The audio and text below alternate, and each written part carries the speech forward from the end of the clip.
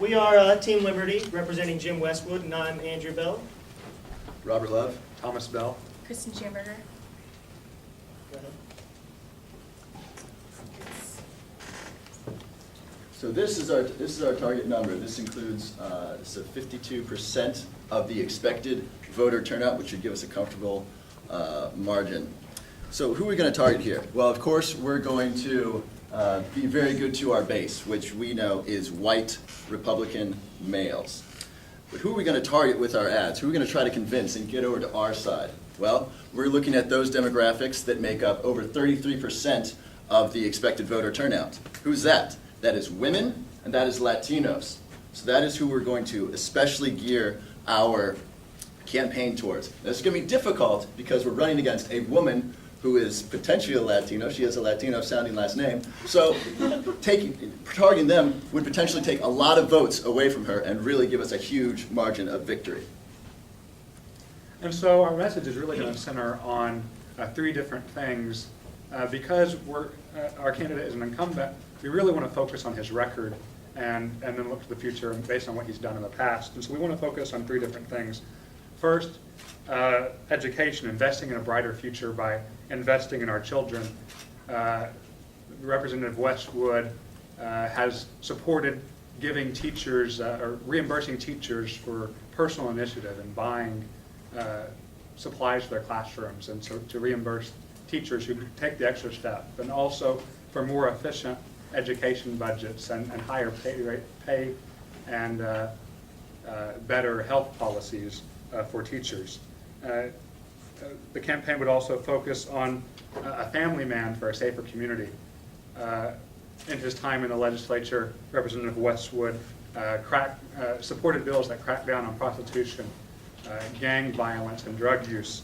And he's also consistently pro-life, which would obviously help with the base voters, evangelicals, but also with hopefully Latino voters who tend to be Catholic and very pro-life. And also finally, as the chair of the Business and Industry Committee in the House, jobs for Texans. As a small business owner himself, the campaign would focus on the policies, the lower tax rates that Westwood has stood for in the past and will continue to stand for in the future. And so our campaign slogan is proven leadership for a brighter future. Looking at the past, how Representative Westwood has stood for his district and for Texans, and how he'll continue to do that in the future. Now we're going to go ahead and move on to fundraising. One of the things we're going to do first is have call sheets, so we have information on our donors and everything. So whenever we call them or we talk to them face to face, we can say, "Hey, we know about you. We know how's your dog, how's your wife." We can say things like that. And as an incumbent, we only need $75,000 to reach our goal, which is $200,000. But we're going to have a Buick plan, which is the minimum goal, $200,000.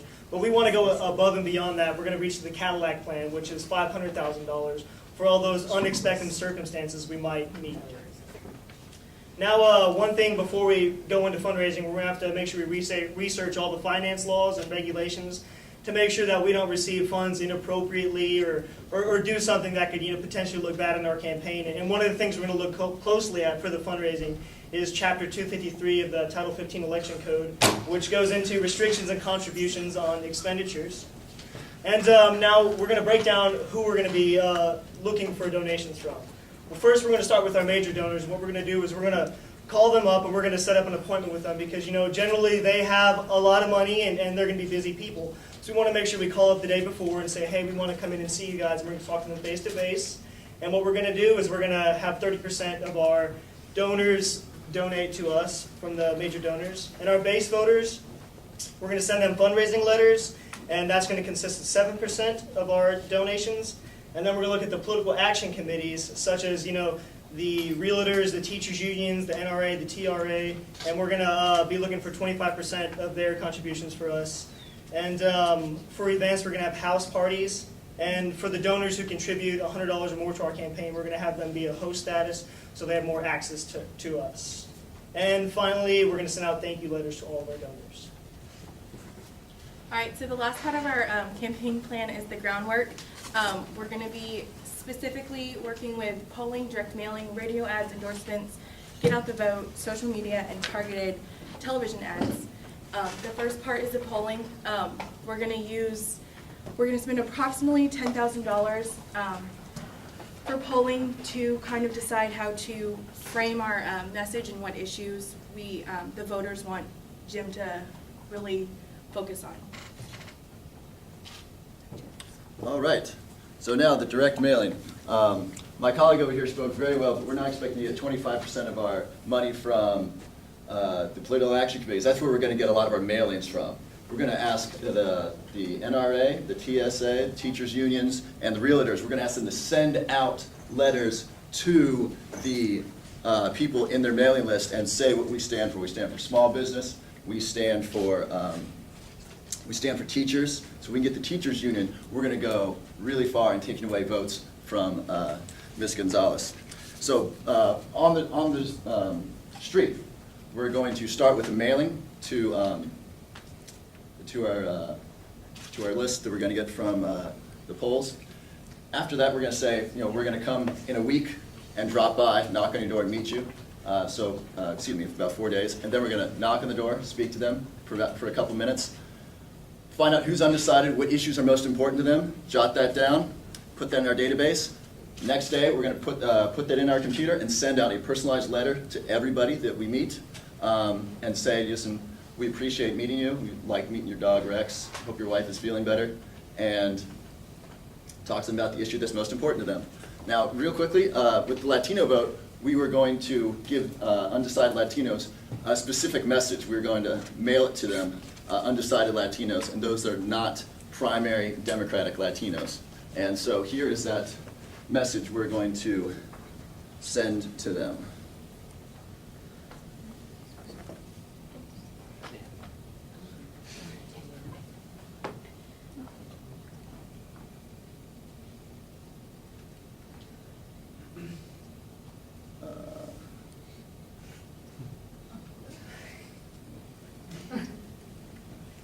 How can I get sound on here? You have to plug in the sound cord. That. To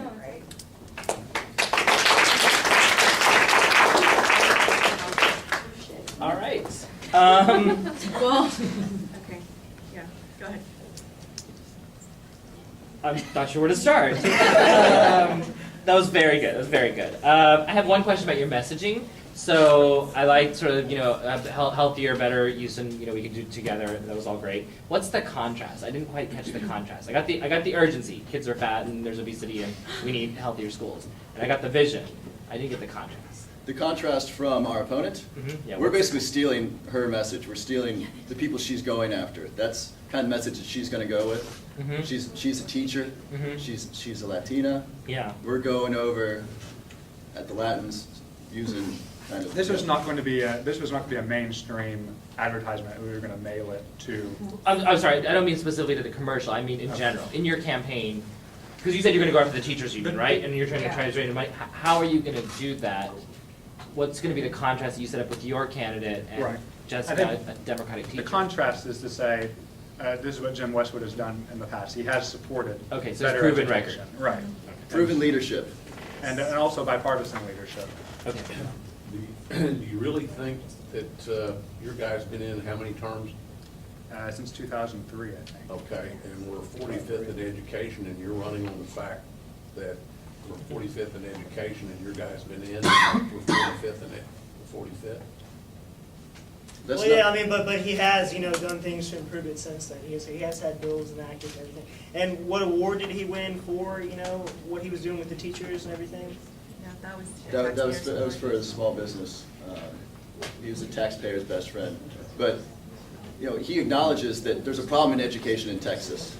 And so by coming to the voters and saying, look, there's a problem. You know it, I know it. I mean, looking at this current state legislature, we're cutting education huge. Parents are concerned.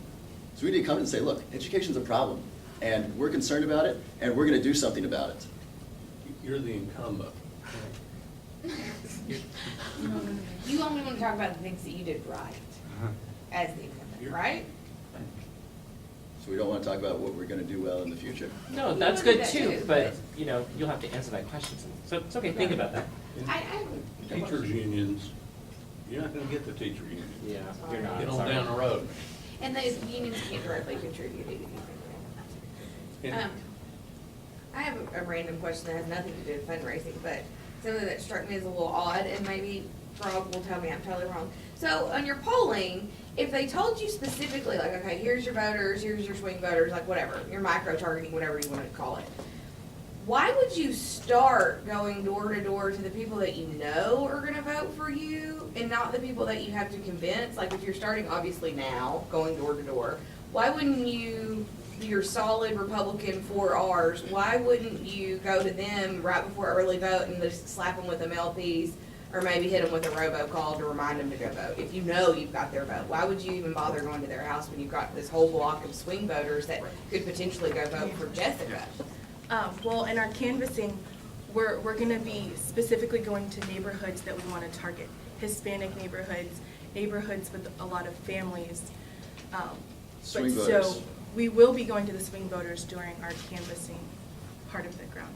Right, and otherwise, No, and I understood that. I'm asking, why did you decide to go to your Well, proven we just- voters first? We just, I mean, in terms of. Because when you run out of time, that's why I'm asking, is, you know, you can have a best laid plan, but you run out of time. To pick up on that too, even if you hit your ambitious Cadillac plan of $500,000, Totally gonna hit it. which you would hit because you're an incumbent of since 2003, you're still going to have limited resources. No matter what you want to do, you're still going to have more things that you want to accomplish than money to accomplish it In time to. in time. So if you go after the people that are with you that wake up on Tuesday and ask themselves, holy shit, is this an election day? Every Tuesday, that's a waste of time and resources to go after them first. So the persuasion universe you're talking about in these multi-family households, start there. Go there Did I first. say going after our base first? I had that written down too. Yeah, so- I had that If impression. I as said well. that was a mistake. Okay. I'm sorry if that's where you got that from. Okay. That was incorrect. The other Good thing, job, you guys. Oh, I'm so can I ask one more sorry. question? Yeah, of course. 'Cause Sorry, I this- apologize. you talked about polling, which I liked. When did you want to do the polling? The very beginning of the Yeah, the campaign. very- Like, beginning of the but like, before the campaign kicks off or while? Right. Okay, Yeah. cool. Thanks. Very, very good job. Very good, yeah. One other point, you would not be, as a Republican candidate, you would not be encouraging voter registration to this group because they're gonna vote against you. That's why we're only gonna do that to undecideds, not primary. You can't do that. When you do voter registration, if somebody comes up to you, you have to You have to register them. register. No, but the message was directed to only swing voters, Okay. Republican, Latinos, and So you're non-primary. gonna do targeted voter registration in Right, so communities where you. the you're video sure. was very targeted, Okay. talking about voter registration, not Okay. to Democratic Latinos. That's really important to know, everybody. Don't do voter registration if you don't think you're gonna absolutely get that vote.